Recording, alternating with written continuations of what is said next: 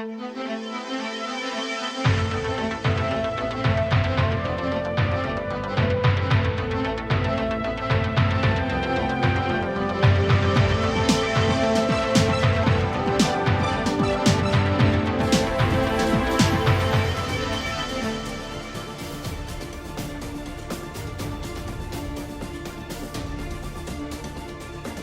the news, federal government insists an amendment of Electoral Act considers legal action.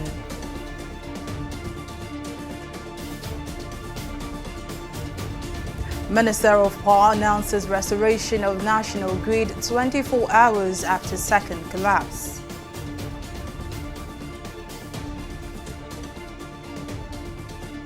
And Tinubu visits National Assembly, seeks lawmakers' support for presidential ambition.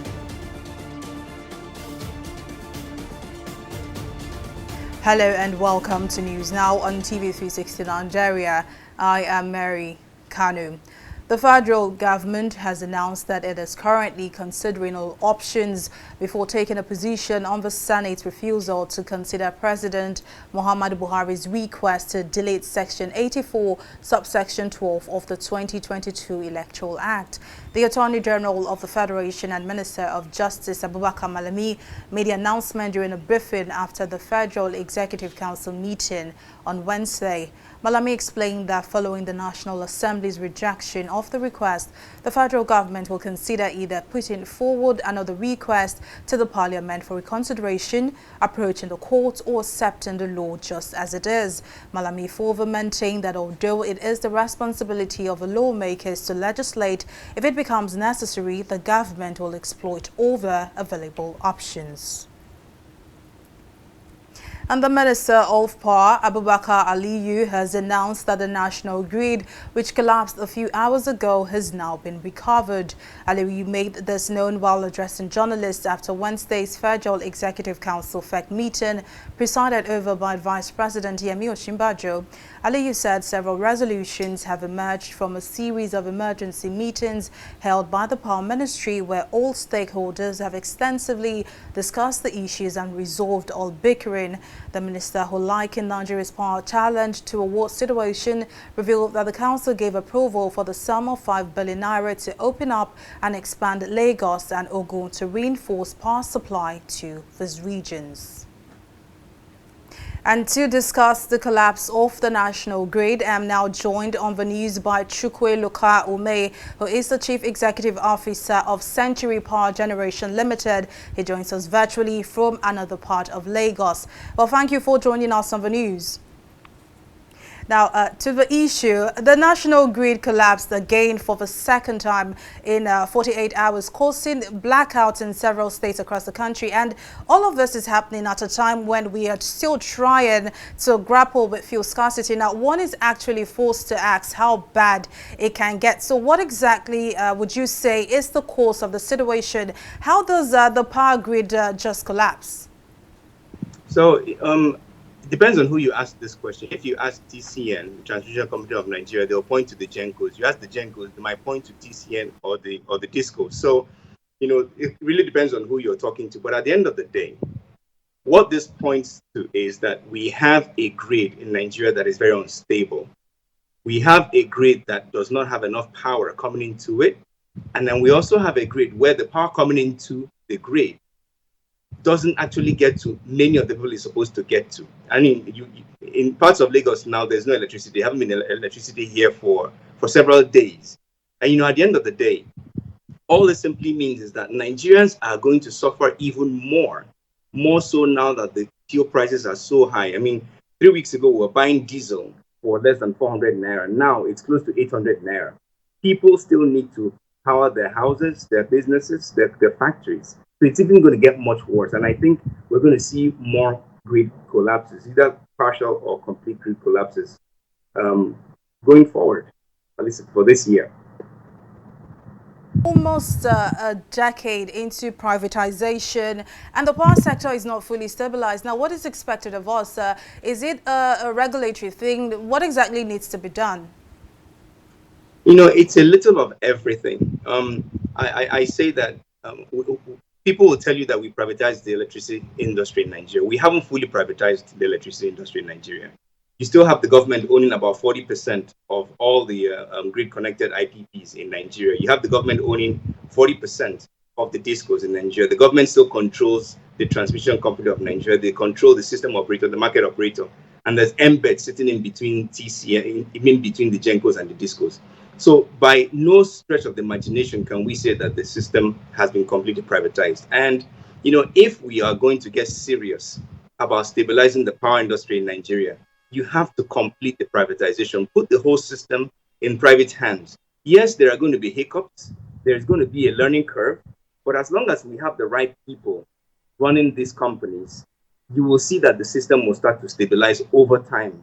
Now, when we did the privatization, people thought immediately you're going to see power 24/7, you know, the next year.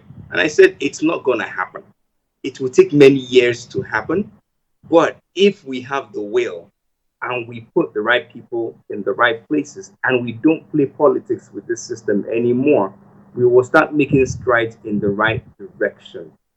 The entire value chain needs to be fixed, all the way from gas production to distribution. It has to be fixed. Well, Chukwueluka Ume, CEO Century Power Generation Limited, thank you for your time and your contributions.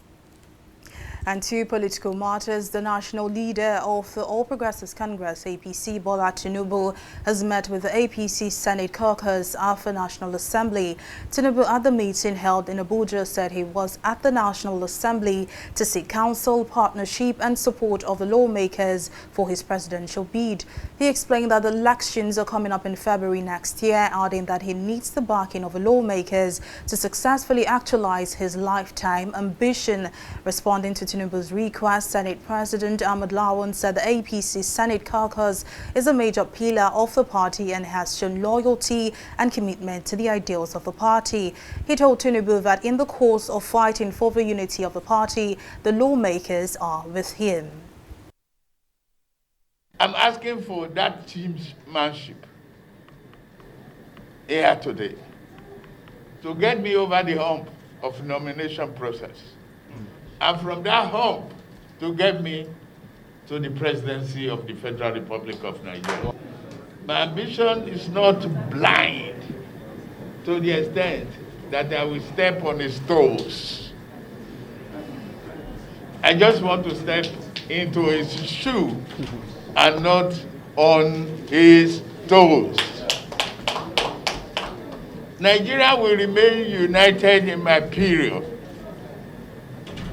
And we will use that unity, the symbol of our party, stay as one to cleanse of Nigeria of unrealizable potential. It is very clear that our party is back on track, that at the end of the day, in the next 2 weeks or so, our national convention will hold, and a new set of leaders will emerge who will take us to the destination of victory by the grace of God in 2023.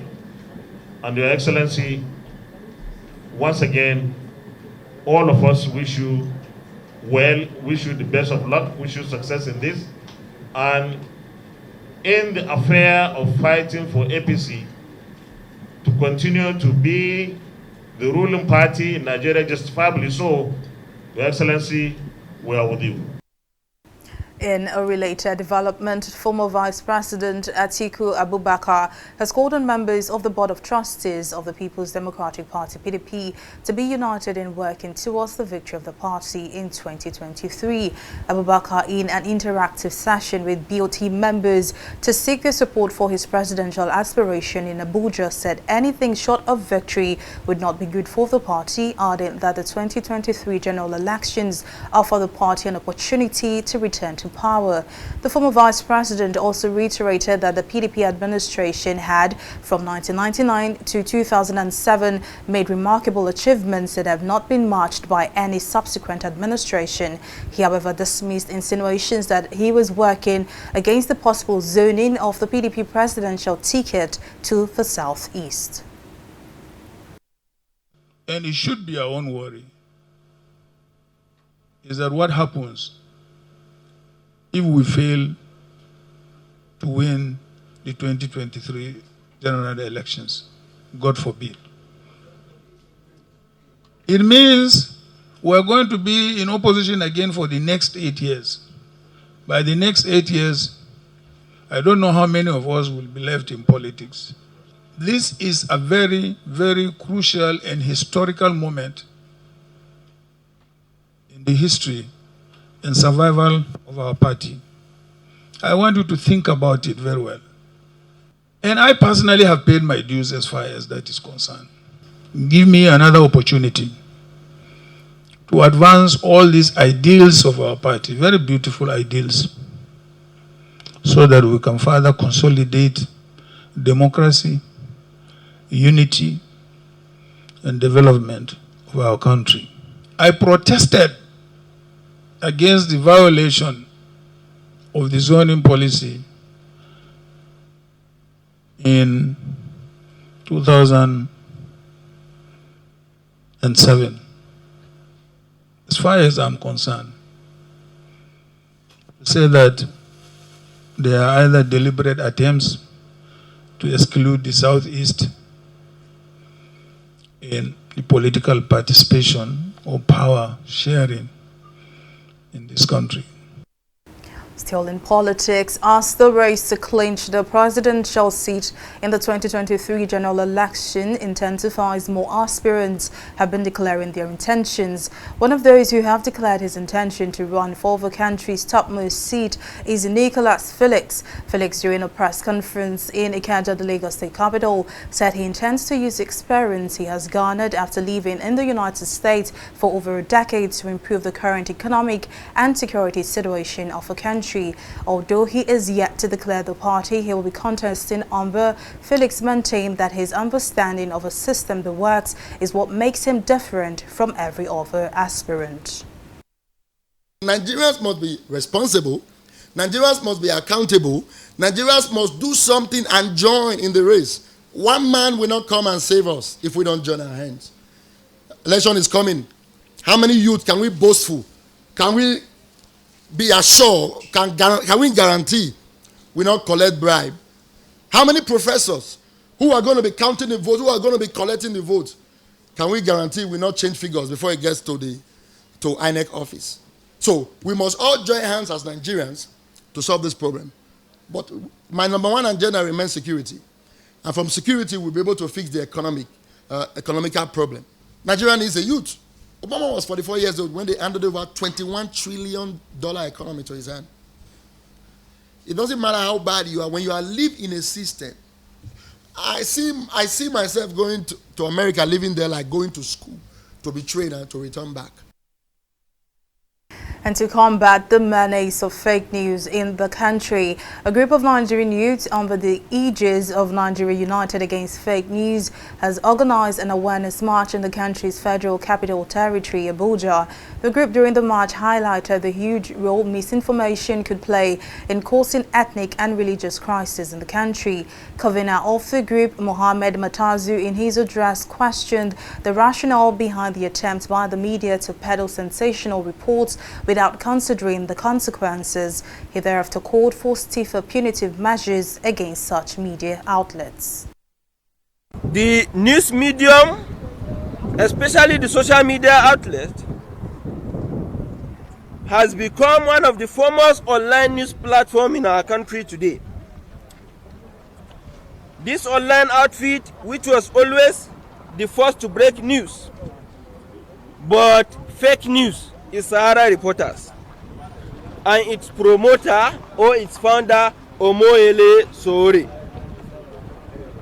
They always sensationalize news, give primacy to fake news, and they lie against patriotic individuals who they fail to extort or blackmail into parting away with their hard-earned resources. The media has been bastardized by Sowore. If you are looking for bad news against Nigeria, go to Sowore. Go to Sahara Reporter. That is not registered in our space here. He's not registered with the NBC. He's operating illegally, and yet nothing is done about it. Well, the security operatives have tried in so many matters against him. You know, private individuals like us must rise up. Those that he has blackmailed must rise up and say, no, we must put a stop to you. We don't have anything. We don't have money like he does. But we are going to follow judicial process to make sure we get justice. We'll take a break now, but still to come, Russian teams banned from UEFA competitions after Court of Arbitration rulings. Details of the story and more right after this break.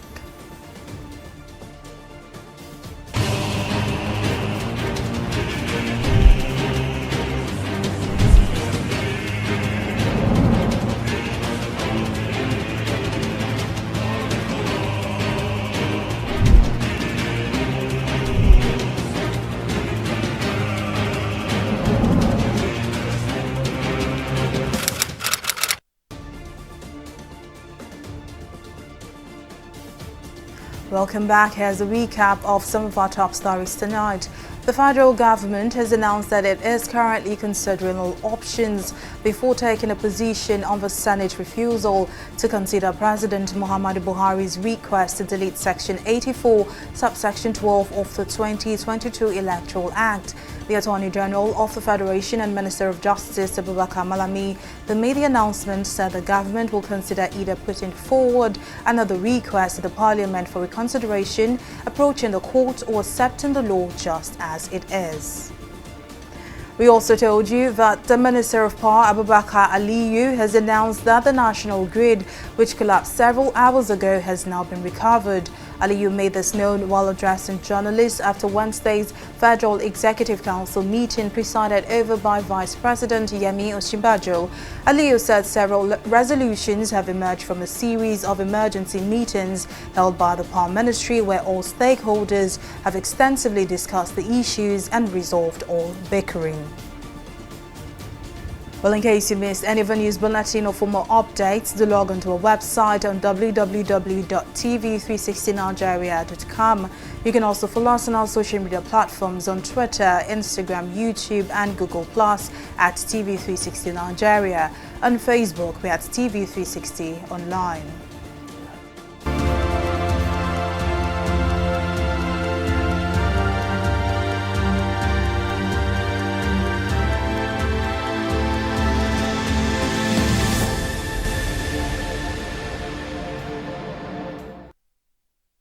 The World Trade Organization has praised a provisional deal to waive patent rights for COVID-19 vaccines after more than a year of deadlock. The United States, the European Union, India and South Africa agreed on key elements for a waiver. Speaking on the development on Wednesday, Director General of the organization, Ngozi Okonjo-Iweala, expressed delight, saying it is a major step forward. She explained that the development needs the backing of the 164 members of the WTO, which takes decisions based on consensus, so rejection by just one country could still block an accord. Meanwhile, drug makers have condemned the move, saying it risks undermining the industry's ability to respond to future health crises. We'll take a break now and return with business updates. Do stay with us.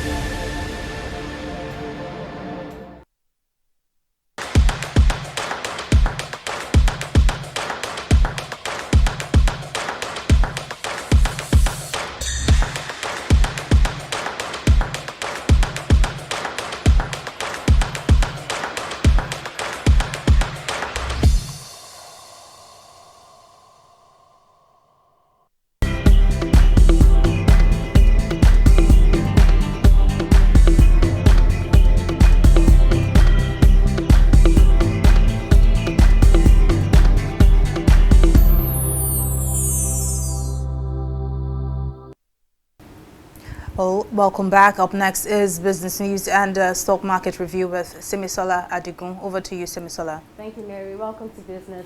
The recent increase in the price of diesel, which hit several parts of the country, is taking a toll on the production of bread and has now transformed into an increase in the price of the staple food. Operators of bakeries across the country complain of running at a loss while also struggling to stay in business. They appealed for intervention from the federal government to help push down the price of diesel so the commodity can be more affordable. Our correspondent, Mojisola Matomi, tells us more.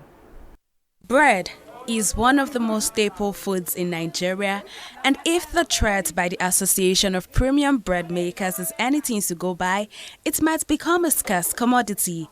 With this, many low and middle income earners may have to seek other alternatives to replace their favorite staple, as rising diesel price has affected the prices of raw materials and the finished product. The hike in the price of diesel, which has skyrocketed to over 720 naira, an increase of over 100% in the last 2 months, is greatly felt in this bakery. The owner of the bakery, Emmanuel Onora, complains of how the steady rise in the automotive gas oil has affected their operations and the bogus amount he has had to spend on the product recently. Before COVID, we were spending just about 300,000 naira weekly pre-COVID on diesel. After then, COVID upended everything. Our weekly spend on diesel went skyrocketed to about 500 and something thousand weekly. That was post-COVID. Progressively, the prices of diesel started going up. Last week, I had to buy from my peddler. I had to buy at 850. You understand me? I had to buy at 850. So you are looking at about close to 2 million for diesel alone. Sadly, bakers not only have to deal with the hike in the price of diesel, but also the increase in the price of flour and other basic ingredients, making bread producers run at a loss. We are still using this medium to call on the federal government to look at what to do to ensure that the price of flour, reduce significantly so that we can remain in business. There is this levy that the Jonathan administration introduced. They call it the Wheat Development Levy. The federal government imposed a 15% levy on wheat imports. What was it supposed to be? For wheat development, to do a backward integration, give to the farmers for improved seedlings, okay? And then for extension services for the states, about 13 states that grows wheat in Nigeria, and then for support to the bakers. In the past few months, the price of flour has risen from 10,000 naira to 23,000 naira. Sugar, which was 21,000, is now sold for 23,500 naira. The price of yeast has also moved up from 8,000 naira to 10,000 naira. Onora says the ripple effects of the ridiculous increase will negatively affect industries across the globe, particularly in Nigeria, where enough measures are not in place to cushion negative impact. PIBA Members Bakery employ more than 1.5 million directly. You know what it means, more than 1.5 million persons. And that is direct employment. And we have the contracts that we pay on a daily basis. So if there is anything that happens to the bakery industry, premium bread making industry, you can see that so many people will be out of job. Beyond the discomfort on bread makers in the country, the Manufacturers Association of Nigeria has predicted hyperinflation in the economy as a result of the hike in diesel and has since urged the federal government to tackle the situation heads-on. Mojisola Matomi, TV360, Lagos. We'll go on a short break and be back with a review of the stock markets.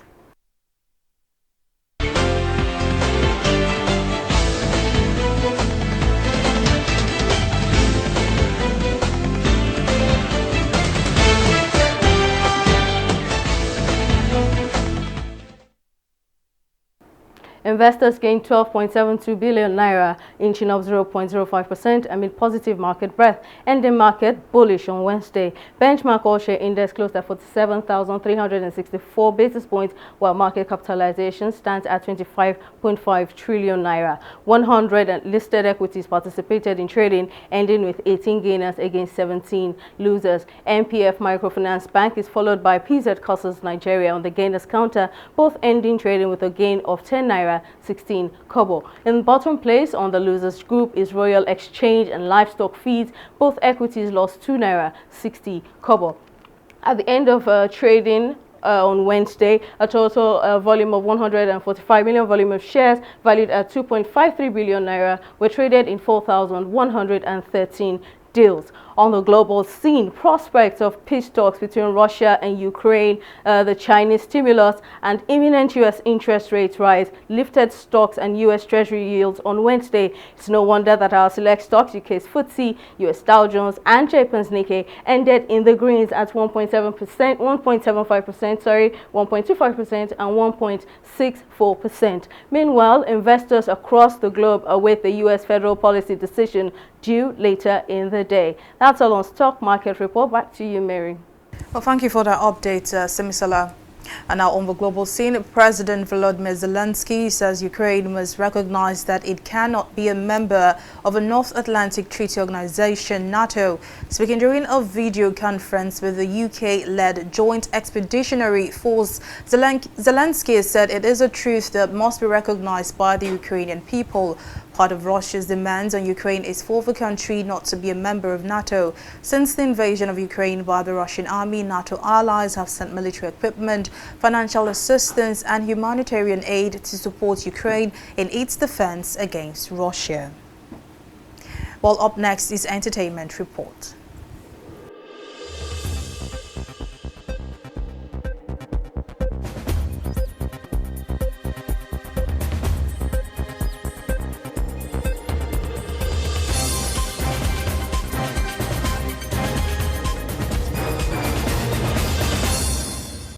The husband of Nigerian dancer Kora Obidi has stated that divorcing his wife would be the hardest decision of his life. The American doctor, who has been vocal about his divorce for over a week now, also announced that he was filing out the paperwork this week. In an Instagram post on Tuesday, the father of two noted that he was leaving the marriage because of his mental health. Kora Obidi has, however, remained silent as she has not posted anything on Instagram ever since her husband made the shocking announcement. Kule Afolayan's KAP Film and Television Academy has announced a new initiative set to train 300,000 Nigerians within 3 years in film and television production.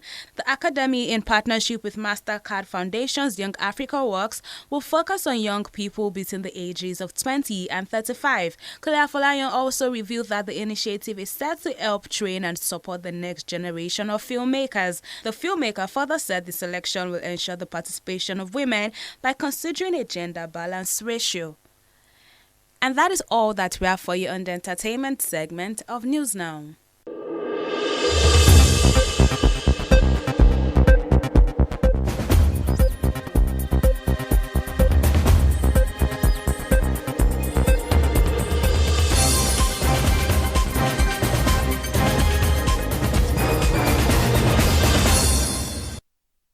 And now in sports, amid ongoing conflict between Russia and Ukraine, attempts by Russia to overturn UEFA's decision to suspend all Russian football teams from European competitions has been rejected by the Court of Arbitration for Sports. The Football Union of Russia had requested that the call was waived before the result of a full hearing, but the CAS has insisted the ruling will remain in place for now.